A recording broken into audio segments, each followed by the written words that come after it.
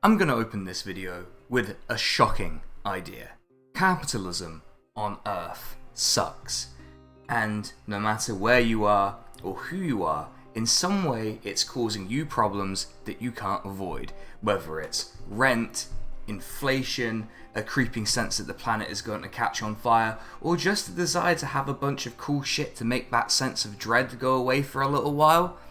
Okay, this went to a dark place quite quickly, but sometimes it's hard to convince people of that fact in settings that they're familiar with, because let's say that we were trying to make a game about the day-to-day drudgery of living under capitalism. You go to your 9 to 5, you come home, you pay your rent, you realise you don't have very much money left, and then you have to pay your bills, so you actually end up having to borrow money, and then it's just a whole nightmare that stops being escapism, which would make for a interesting video game, but maybe not one that was very popular? I don't know. I feel like, well, actually now I think about it, that's kind of what The Sims is, really. Except it unrealistically lets you succeed and is kind of oddly kind of like what an idealized neoliberal world looks like, but maybe that's something to think about for another video. But that point about it seeming normal, so a critique can go over people's heads, is something that I think about, especially when we're thinking about video games that are speaking about capitalism. And there are plenty of video games that speak about capitalism. You know, we talked about Disco Elysium on the channel, a game that very much has a lot to say about capitalism in a setting that's just different enough that, well, the message can land for a lot of people. And this point about it being normal reminds me of something that my therapist loves to say to me, which is never underestimate the power of normal. Which is that if you're making a game that's a critique of capitalism, a commentary on capitalism, then where you choose to set your critique in a video game matters. If you set it in a high-rise apartment block in a mid-sized city in the Imperial Core, where the protagonist works from home from 8 until 4:30 and then has to pay a admittedly quite large amount of rent to survive, that's not gonna work. It might highlight the problems, but it's not gonna land. It feels normal. Now, who could I have been talking about when I said that? So, what does a game like Hardspace Shipbreaker, ostensibly a game about dismantling spaceships while listening to some banging space western tunes that take you right back to Firefly, which, while I'm not saying it's perfect or that it isn't viewed through rose-tinted glasses, is immediately where my mind went, have to do with capitalism and commentary on capitalism? Well, it has everything to do with it. As people like Elon Musk and Jeff Bezos move past the rockets that can't do anything without exploding phase of their various projects, or the really weird space station shopping center type bullshit that I talked about in the video I did on space capitalism, well, actually on how capitalism has already corrupted space, we're gonna start seeing that Earth has fewer and fewer resources to extract and exploit. And the question for a economic model that relies on the idea of finding new ways to create growth and profit, the question is, where next?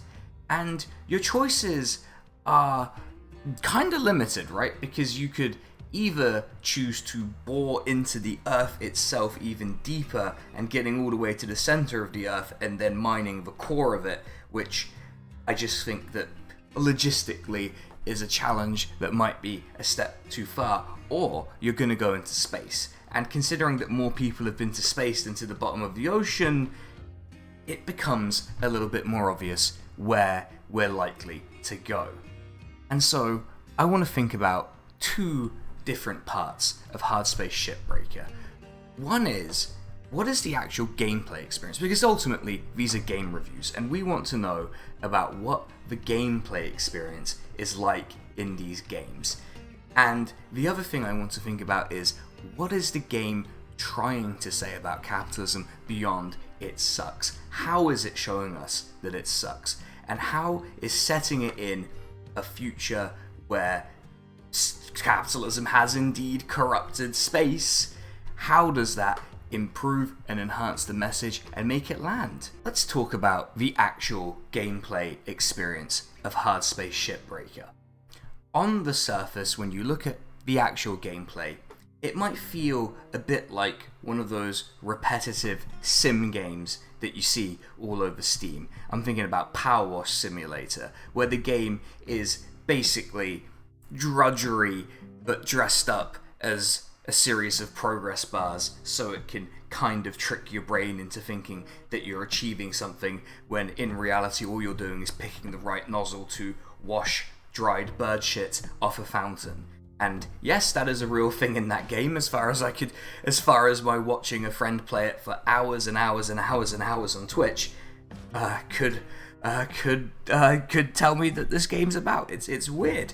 It's super weird that it's so enjoyable for some people, but I'm not here to judge. I enjoy really weird games too sometimes. Comparing that surface impression to the actual game, you're not entirely wrong, but there's another side to it, right? Which is that while the fundamental mechanic of the game is kind of based in this repetitive structure, it is based in space, which is an environment where everything is trying to kill you. And that means that you can do interesting physics things, right? And they give you a set of tools that make it interesting. And also the fact that it's in space does mean that you can present challenges in a different way to people. So for example, you can have ships that you take apart that have pressurized environments. Now, not to do the physics thing, but if you have an area that is pressurized next to an area that's not pressurized, the air, in this case it's air, will want to go into the unpressurized space. Some people might call this violent decompression. I call it an efficient way to clear out the ship. Obviously you can do little tricks like that, but sometimes the tricks go wrong and you almost get blasted off into deep space, and that has happened to me, and I'll definitely make sure to put the footage in of that from my Twitch playthrough of it. There are also other ways that the setting of space and the future can help you present different challenges to people, right? So you can have different styles of ships, different layout of ships, different places for the various challenging elements to exist. Now, quite a lot of the game centers on really trying hard not to blow up the ships, which as it turns out I've only done once, and that was because I was too impatient to actually carve a proper path for me to sort out the energy generator or whatever it's called. I've just completely blanked on the name, but I completely failed to do that. I just looked it up. It's called a reactor. I probably should have known that. But yeah, I completely messed up trying to get the reactor out, which as it turns out means that the reactor will, explode a little bit, which is not ideal, but it is nonetheless what happened. So that's nice. Cool. Big fan of that happening. This isn't the only way that the game tries to present challenges to you, but they are the main mechanisms by which they do it. Now, you do have to separate the different salvage you get between the processor, the incinerator, and the barge. That is a relatively simple element to the game, but it is nicer than just putting everything into an incinerator, because I guess that means it stops you from just tethering the ship into it. The game also allows you to have a little insight into the personal life of your player character. You get to live in their hab, and you get to see their living conditions, and you see all of their corporate issued posters, and every morning you wake up and what do you see? You see the massive amount of debt you have slowly. I'm not even sure I've ever seen it actually trickle down. I genuinely am not sure I've ever seen the actual debt number go down, which is a little horrifying, I suppose, in its own way, but we'll talk about the debt and the implication of it later. But as far as you're concerned for now, it's just a neat little number that's so big it may as well be abstract. Now, you do get to look around the hab, you get to have these delightful little conversations, or at least you don't talk, but your protagonist is silent. But you do get to hear all of your various members of the team talk to each other as you progress through the game, and there is, indeed, a unionization subplot, but we're getting ahead of ourselves a little bit here. The gameplay does progress, and does allow you to eventually have a few little side quests, if you like. One of them is attempting to repair this beat up spaceship that your supervisor gives you. Well, he's not really your supervisor so much as the guy who onboards you, but he gives you a nice little car, and it actually gives you an incentive to play suboptimally, because you need to salvage the parts from the car from your wreckage, well, from your ship that you're trying to salvage, ruining a lot of the salvage. That's a nice little touch, because the truth is, and you'll find out as you play, playing it perfectly and getting an entire ship salvaged correctly is impossible. There's no point trying. Don't try it. Now, I do want to comment on an additional area of the gameplay experience. You will be probably hearing it right now if I just pause for a second and let you listen. Hear that? That is the sound of the actual soundtrack in the game. I've had it playing in the background of this video the whole time. Now, the soundtrack of the game is excellent. It is one of the best parts of the experience. It really brings it to life.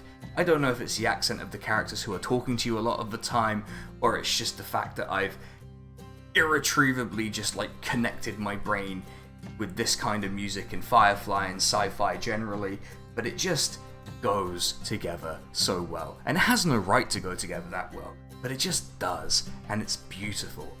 And I gotta be honest with you, I have honestly played the soundtrack in the background on a loop while I've been writing scripts and stuff like that. It's genuinely that good and that enjoyable. If you like engaging in what I would call as mechanical drudgery while listening to some really, really nice songs, this game is actually definitely for you. So with the gameplay experience out of the way, I want to think about what this game is trying to tell us about capitalism, particularly capitalism in space, but how that relates to capitalism now. So here's the first thing I'm going to mention about what this game is saying about capitalism in general and in space.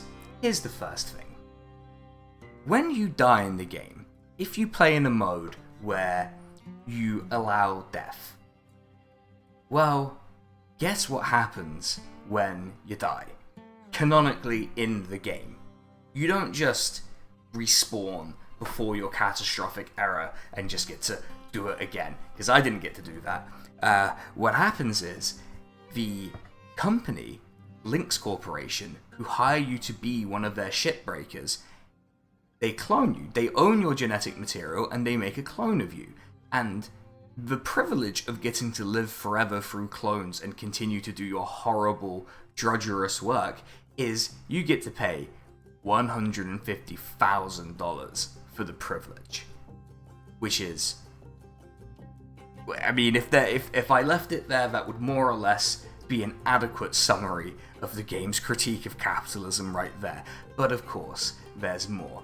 If you actually take the time to read the contract presented to you at the start of the game, you'll see all sorts of little terms and conditions. And the thing about the terms and conditions that the contract presents to you is, it's not that they're inherently absurd. They are. Some elements of them are, right? For example, you have to take on a massive amount of debt. But again, I will address the debt question in a little bit.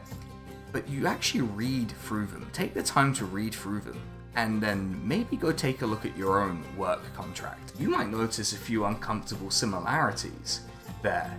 And that is very good at just presenting the reality of what it is. It's not that it's the things that stretch it into absurdity that make it a good critique, although it is quite good. The thing that makes the critique work isn't the extreme end of the critique.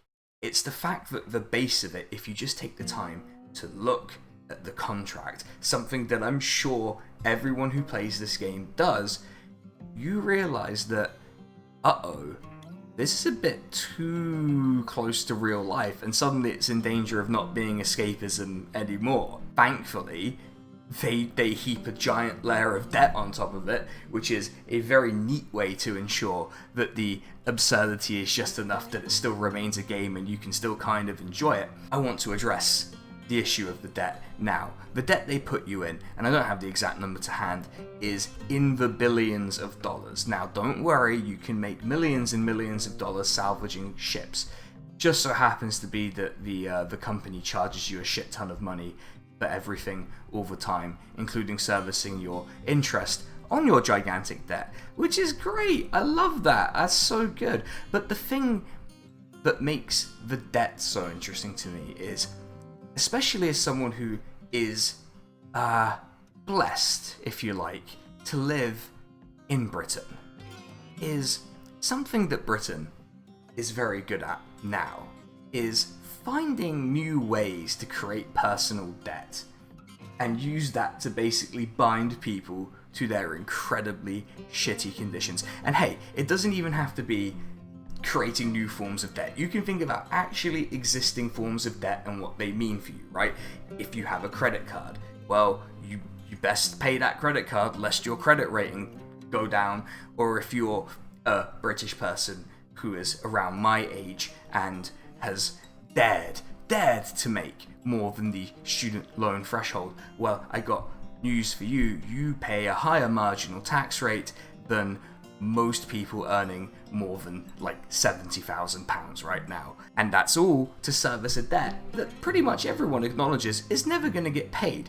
And you look at a $1.5 billion debt on a person, even on a person who can earn $5-6 million per day, and well, yeah, it's such an absurd number that it may as well be indentured servitude. And hey, have we stumbled upon an interesting implicit critique of capitalism here?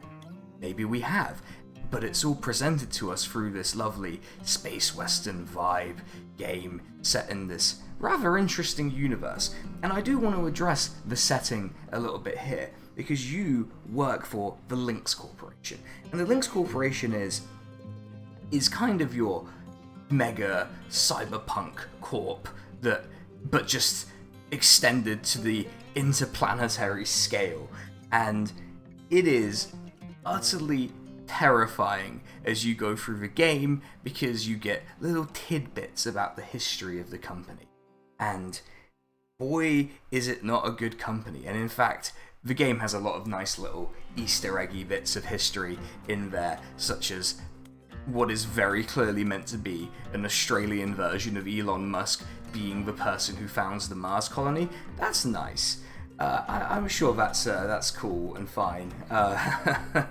There are some other gameplay elements linked into what the game is trying to tell us about capitalism in space. If you play in one of the harder modes of the game, you will inevitably encounter one of two situations. One is that your fuel in your jetpack will run low, and, well, you're certainly free to try to salvage your fuel from the ships, and I would generally recommend that you do. But what do you know, the company has its own shop available for you to purchase your own fuel. And get this, it doesn't just stop at the fuel, it's the oxygen, it's the various bits of equipment that you have, it's everything, basically. It's all, in effect, leased to you by the company, or you have to buy it outright for your use outside of your habitat. Isn't that spectacular? In space, no one can hear you scream, but they can still charge you for the damn oxygen. That's more or less the message of the game summed up right there, if I could really, just condense it for you. The question I really have here is this a good critique of capitalism in space? Because I did that video a while ago where I dressed as Tim Curry in Command & Conquer, and I even did the line to humour people. But I really enjoyed shooting and researching that video. The question I have is what happens in Hardspace Shipbreaker consistent with the history that we know of capitalism's involvement in space? And while they have the benefit of a long time frame. You know, we're talking about a time frame where having a criminal record in the Jovian sector precludes you from working as a shipbreaker or something like that.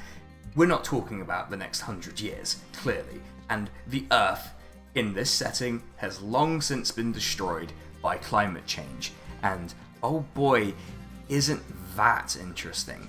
But is it consistent with what we know of the history of capitalism's involvement in space, and even the history of capitalism as it existed on Earth? And the answer is yes, it really is. Let me take one of the main subplots of the game.